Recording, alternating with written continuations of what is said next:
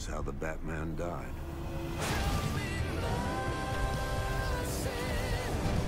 This week in game news, sales records were busted, E3 swift approaches, and we've got fresh news about the Oculus Rift. All that and much more. For this is the Blackman and Robin Game News Update. On Thursday, Oculus VR held a pre-E3 event called Step Into the Rift, during which they unveiled the final version of the Oculus Rift. It's a beautiful piece of machinery that has now been confirmed to be shipping out during Q1 of 2016. A few extra features were unveiled, such as the Constellation sensor, which is a tracking system for the Rift that looks a little bit like an excited desk microphone. It's essentially a camera on a stick that watches you, the user, and it knows where you are, thus opening up the Rift to experiences that go beyond sitting at a desk. With the Constellation, you don't have to be confined to a small area.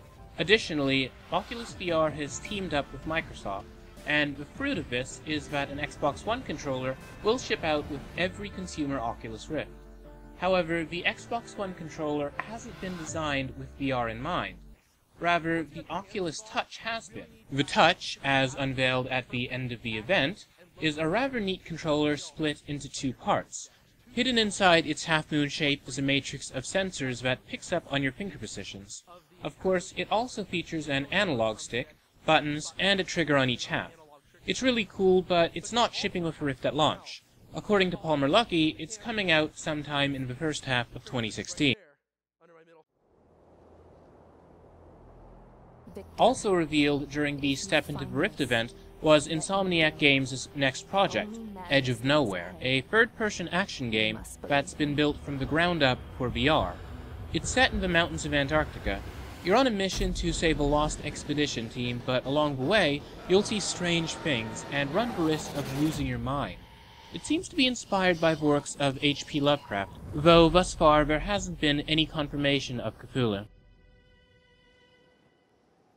Regarding things to be excited about during E3, Capcom is set to show off Street Fighter V. The latest entry into their fighting game series will be receiving a PlayStation 4 and PC release, but not an Xbox One release. If you'd much rather look at Capcom's old games, well, they'll be showing those off at E3 too. The Mega Man Legacy Collection, which is set to be released on the PlayStation 4, Xbox One, and PC during the summer, and the Nintendo 3DS during the winter, is coming to E3. This collection comes with the original 6 games in the Mega Man series, along with a challenge mode that mixes gameplay from all 6 games. There's also going to be a museum mode that features art from the series and information about its history. Capcom will also be showing off Devil May Cry 4 Special Edition, which is a remaster of the 2008 game for the PlayStation 4, Xbox One, and PC. It's coming out on June 23rd, 2015. Finally, Capcom will be showing off Resident Evil 0, a remaster of the prequel to the original Resident Evil. It's coming to current-gen consoles as well as the PlayStation 3, Xbox 360, and PC early 2016. Are you a hot upstart game developer looking for a job? Well, Amazon Game Studios, that is, the game studio owned by Amazon.com, is currently looking for folks to work on an upcoming PC game. Amazon posted a job listing on Gamasutra. They're looking for designers and have a team with talent from other studios, including developers who worked on Left 4 Dead, Dota 2, Halo, The Last of Us, Bioshock, Portal, and many other games. Amazon apparently has plans to get into the PC gaming market, though thus far they haven't revealed what exactly sort of game they're looking to make. Thus far, Amazon Game Studios has released a game called Till Morning's Light for Android and iOS. In mobile game news, the puzzle game Freeze has gone free to play. It's a rather simple game in which you are combining numbers and must create the largest number without filling the board completely. Regrettably for the developers, the game was cloned, and the clone is much more popular than the original game. The developers have decided to release the game for free, with some ads, and it's available for iOS, Windows Phone, and Android. It's also on the Xbox One, but there it'll cost you $5. Brothers, A Tale of Two Sons is coming to iOS, Android, PS4, and Xbox One. This emotional platformer was developed by Starbreeze Games, and it's coming out on the aforementioned platforms this holiday season. I'm currently playing the game myself and really enjoying it. It's a beautiful game about two brothers with a very sick father. They go on a journey in order to find the medication that he needs. The game is a high fantasy with trolls and dungeons, and overall, it has a world that's bursting at the seams with life. Even though I have no idea what the protagonists are saying, they speak very loudly through their actions. Brothers: A Tale of Two Sons is a great example of how to tell a story using gameplay mechanics. If you own a PlayStation 4 or a PlayStation Vita and you haven't yet come to know the punishing joys of Super Meat Boy, great news. Super Meat Boy is coming to the PS4 and PS Vita sometime later this year. The developers didn't give an exact date, but they did say that the game would be free for PlayStation Plus members. If you own a Mac and you've been looking for a wacky co-op platformer, Battle Block Theater from the Behemoth is coming to OS X 10.7 and above. The game, which came out a while ago for the Xbox 360, PC, and Linux, is finally getting a Mac release. I played the game a while back and really enjoyed it. Besides the bizarre sense of humor that comes standard with every game from the Behemoth, Battle Block Theater has really great platforming gameplay and an absolutely incredible soundtrack. If you own a Mac and this sort of game sounds like your cup of tea, check it out. Also, it's a co-op platformer, and I really think that's where the game shines. Also, besides the co-op campaigns, there are also versus modes to the game. I found that Battle Block Theater really is one of the best party games you can get. Google has just announced YouTube Gaming, which is a new app and website which they say is meant to keep you connected to the games, players, and culture of video games. They say that over 25,000 games, from Asteroids to Zelda, will have their own pages, and additionally, YouTube is on track to revamp its live streaming system so that it's not necessary to schedule live events. With this newer, freer streaming system will come the choice to opt in to know when your favorite YouTubers are streaming games. The service is set to launch this summer. Right now, there's just an amusing webpage over at gaming.youtube.com. Speaking of amusement, competitor Twitch.tv replied to the announcement over on Twitter with a bit of Twitch humor. YouTuber Melpontro has uploaded footage of the Xeria emulator, an Xbox 360 emulator in case you haven't heard of it, running the 2006 abomination Sonic the Hedgehog. It's hard to say if the emulated version is much more broken than its predecessor, but more to the point, this is very impressive for an Xbox 360 emulator. In case you're not too familiar with the legally controversial and technically complex field of emulation, what you need to know is that emulators are pieces of software that mimic the hardware of a machine, such as an Xbox 360 on top of another machine, such as your PC. Thus, an emulator can enable you to run Xbox 360 or other software on your platform. Emulation is not without controversy. While some do regard it as piracy, others, surprisingly Nintendo, have taken advantage of it in order to sell older titles to a new audience. Personally, I think that emulation is very important to the history of games. You see, through emulation, old games will be preserved. What happens when the last Dreamcast in the world boots up for the very last time? What are we to do once the Atari 2600 is little more than a memory? I'm sad to say it, but disc rot will eventually set in, and your PlayStation 1 games can be played no more. Hence, emulation is very important to the history of video games, much the same way that film preservation is important to the history of cinema. Many valuable old movies that were milestones in their day, have been lost. This is because the medium they were stored on was extremely fragile. Due to a lack of very early film preservation efforts, there are movies that we will never see again down to this day. I would absolutely hate for the same thing to happen to early video games simply because we didn't emulate them.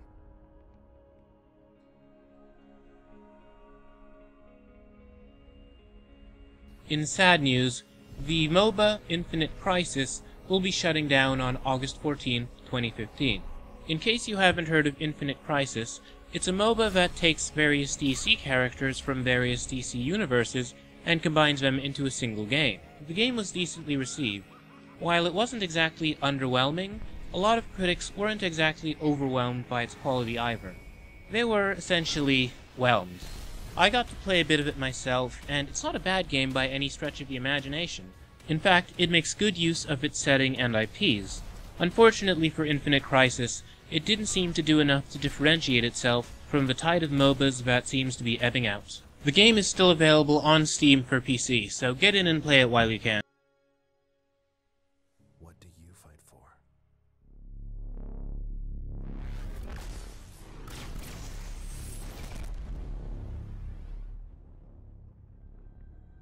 Play now for free at infinitecrisis.com.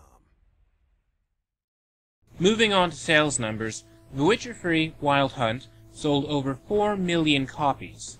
Interestingly enough, more than half of the players are through GOG.com, the DRM-free platform owned by CD Projekt Red, the company behind The Witcher 3.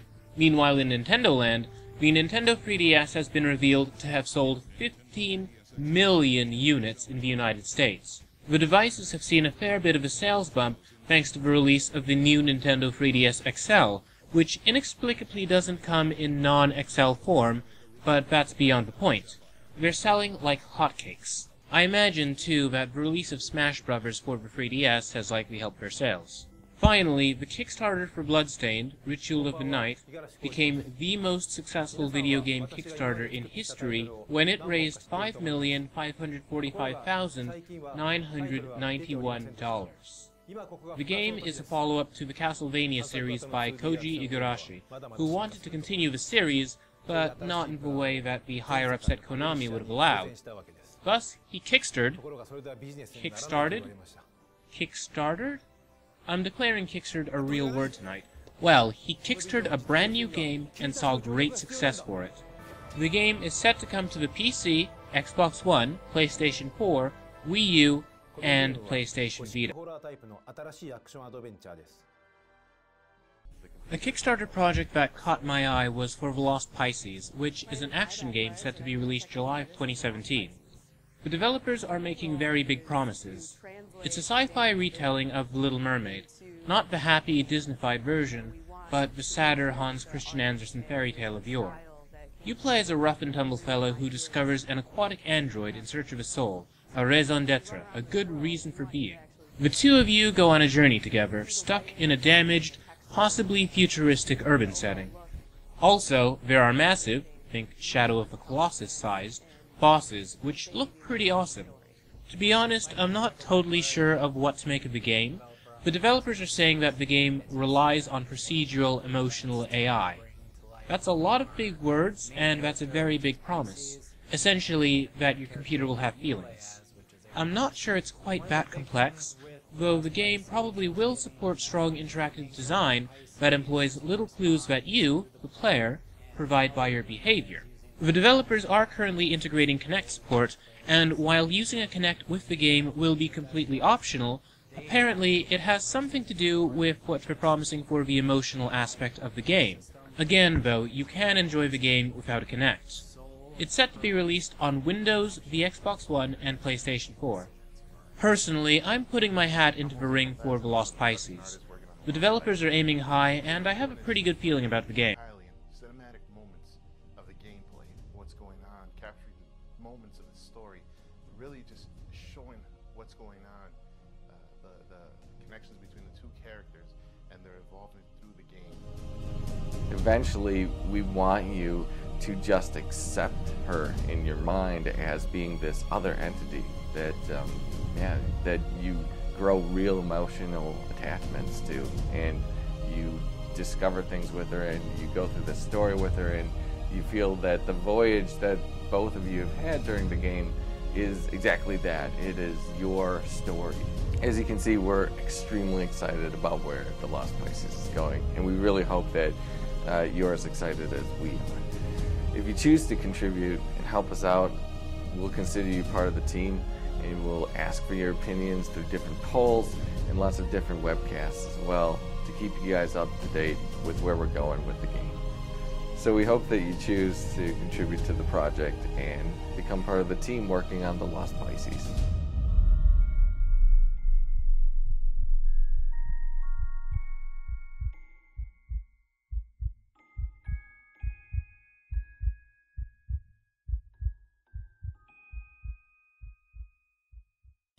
Guncat, a cute game about a cat shooting birds, is coming to Android.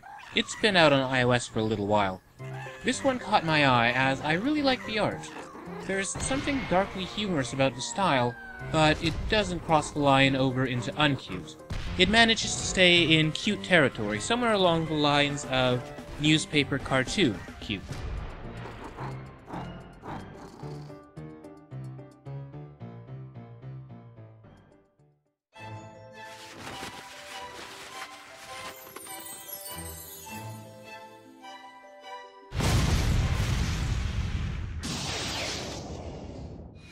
If you wanted to play Hyrule Warriors, but you only own a 3DS, well, I have some very interesting news. It seems that the game is coming to Nintendo's mobile platform. Thus far, however, it's only confirmed for a Japanese release. A trailer was released for the 3DS version of Hyrule Warriors earlier this week, and apparently the game includes Tetra from The Legend of Zelda, Wind Waker. Perhaps Nintendo will have something to say about this during E3? Perhaps.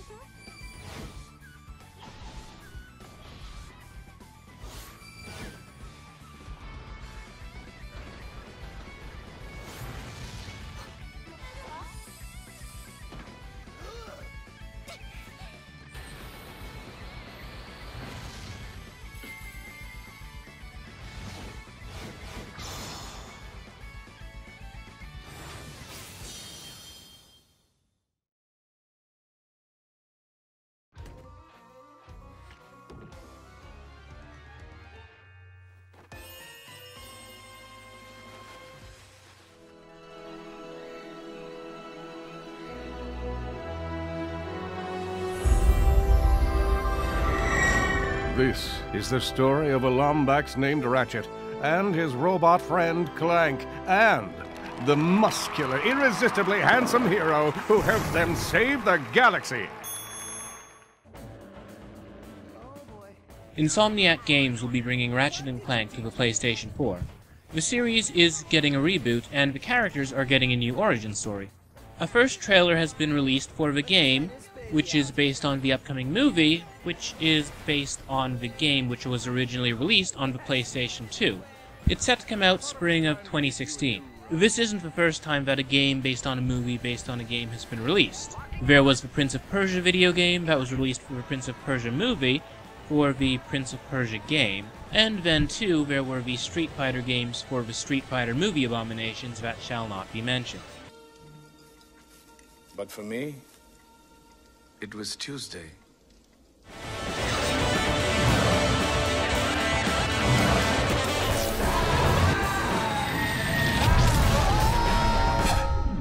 Are you ready to be a Galactic Ranger? We want you!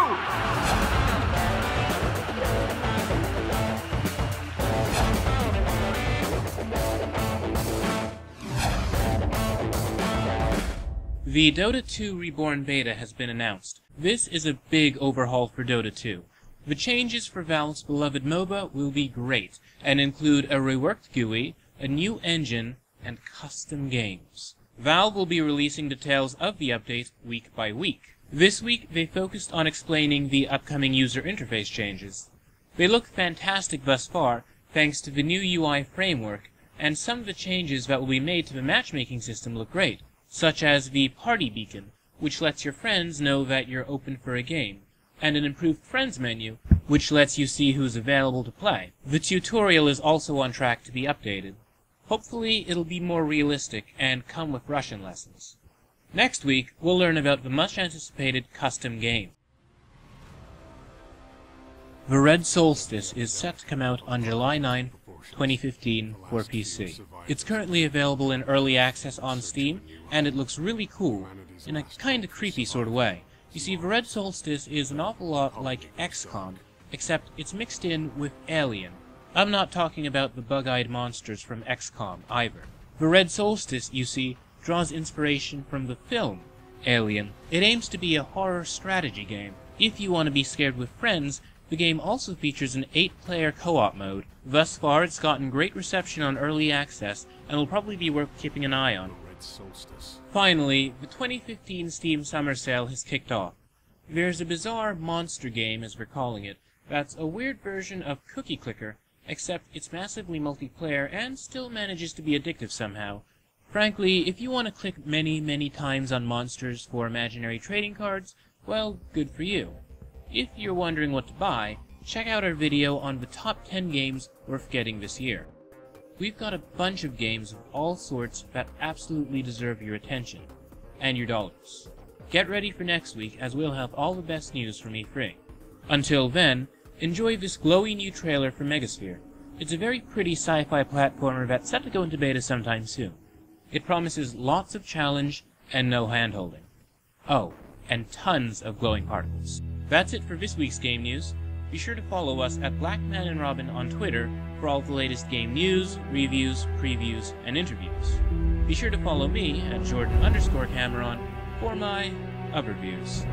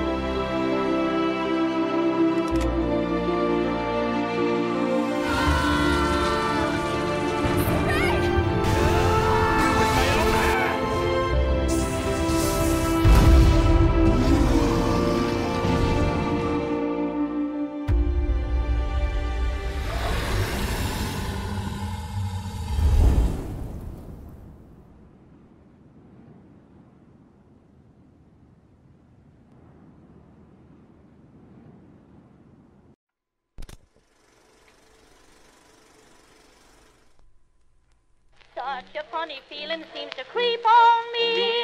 Every time your smiling, handsome face I see. Pain of fever, pain of chill. Nerves start dancing, won't stand still. My eyes meet yours and then my heart goes pit-pat. When you Google back, it's even worse than that. All your glances seem to pierce me through and through. Oh, what's the matter, baby? I've such a funny feeling when I look at you.